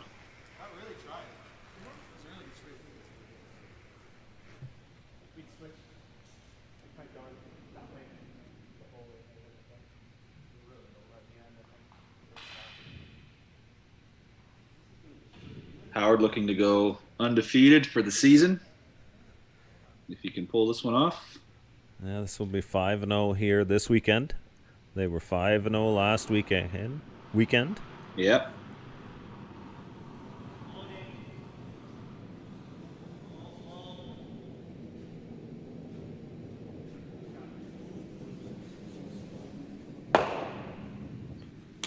Nicely done.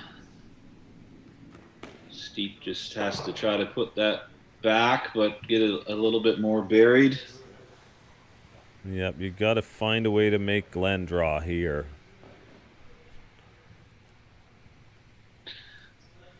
If he can hit it, he's not going to flash it. No.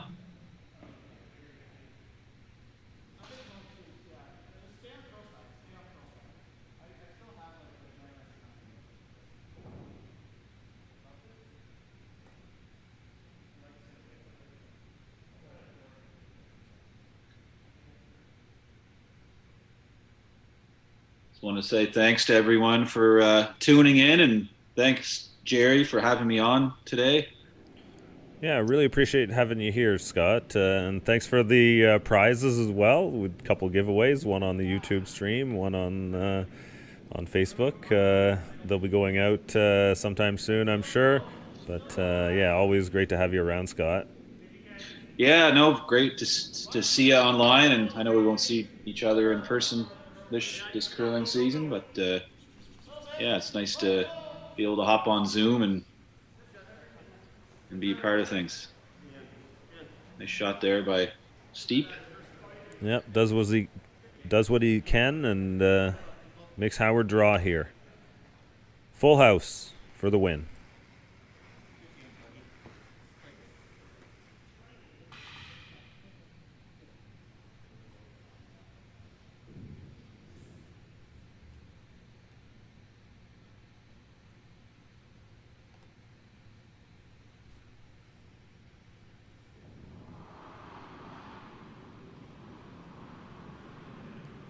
Last stone of the eighth end. Glenn Howard needs full house for the win to go 5-0 here. Book his spot straight into Monday's final, Thanksgiving Monday here at the KW Granite Club. Working hard on this to get this all the way in. Just enough right at the end. Nice sweeping by March. Wow. Certainly made this interesting right down to the end. The boys owe Tim a beer for that sweep, I think. Oh, yeah. Definitely drag that one in home. So again, thanks, Scott. Really appreciate you for coming out and helping here. Great to hear everything going on, and looking forward to continued success from New Scotland Brewery and the clothing company. Yes, thanks so much, guys. I really appreciate it, and yeah, hope to see you soon. We'll be back at 8:30 Eastern with the last game of the women's round robin. We've got Lauren Mann of Ottawa taking on Emily Duchesne, also nearby Ottawa, Manotick. Exciting game. Playoff implications on the line there as we head to Monday's playoff round. Thanks again for everyone tuning in. We'll be back shortly. Until then, everyone, take care. Thanks. I thought we were kicking the back. They're up 8, eh? Feed the beast, boys. Feed the beast. No matter what speed you're comfortable with, the G50 line has a shoe for you. That's comfortable and stylish. When it was time to get his first pair of curling shoes, we went with Goal Line. Now it's time for the G50. Looks great, but it grips better than anything. Man, this is a light curling shoe. These remind me of why I like to play the game. This is actually the most comfortable curling shoe I have ever owned. It's a Gold Line. It's a Gold Line. It's a Gold Line. And it's the choice of champions. Hey fellow curling fans, it's Stu here from the Stu Sells. Hey guys, welcome to the Stu Sells team's brand new listing. And I am so pumped to bring 1 13th Street to market. This is a super cool house. We are in New Toronto. The lake is right there. The bike path is right there. Do you know what? I've always said in real estate, this area of Lakeshore, New Toronto, is going to be the next beaches of Toronto. You can see the development. And voila, we have this great raised bungalow. The ceilings in the basement are 8 feet tall, and you have a 1-bedroom apartment in the basement for extra income. And you know what? My client has done all the hard work. She's taken out the walls. She's put in the structural support beam. So everything's there to put a second story on, or you know what? Just come to this beautiful country-like setting backyard and just chill. The home has a lot of upgrades. Like I said, it has the beam. It's an open concept. And you know what? The crazy thing about this bungalow is it actually has a front hall closet, which most bungalows don't. So look, go to stusells.ca. You can see all the pictures and videos of this amazing backyard. You can take a tour of the area and call me Stu and come have a showing.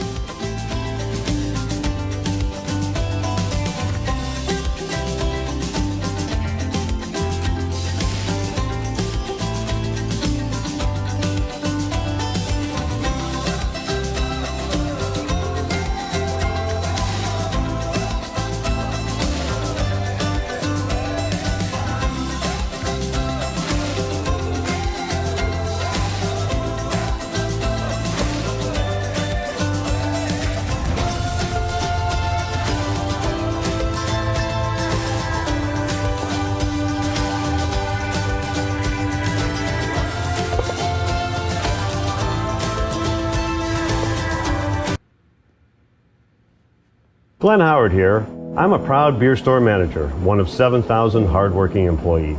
There's been a lot of talk lately about putting beer in the corner stores. So let's talk about the beer store.